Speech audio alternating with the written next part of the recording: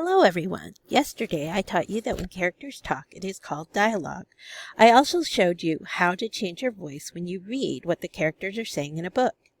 Today I'm going to teach you how to describe characters. When I'm reading a book and I see a character, I usually notice what that character looks like and what the character is doing or feeling. When I notice these things, I can use them to tell about or describe that character. Let's take a look at this character map that I made. So, does anybody recognize the character in the middle of our character map here? That's right, it's Miss Safford. What I decided to do was I decided that I would pretend that I was a character in the book. So this is the character of Miss Safford. Then I thought about ways that I could describe this character. I looked at what the character looked like, and I noticed that that character had brown hair and was wearing a white dress.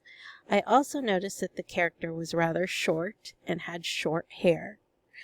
I also thought that the character might be happy because looking at the smile on their face would make me think that they might be a happy character.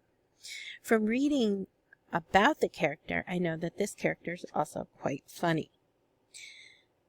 So now what you're going to do is you're going to get a chance to practice describing characters yourself. We're going to again go back to the story of Chicken Little.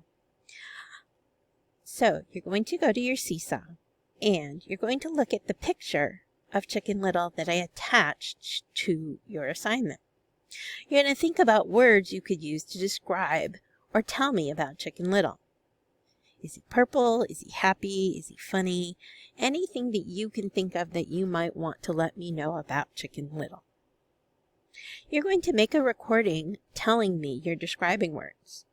Then I'm going to take all the describing words from everyone and we're going to display the words as a class using word cloud. Okay? Remember, to add an assignment to Seesaw, you're going to tap the add button. Then for this assignment, you're going to tap the mic, record your describing words, and then tap the check to complete your assignment. Good luck and have fun.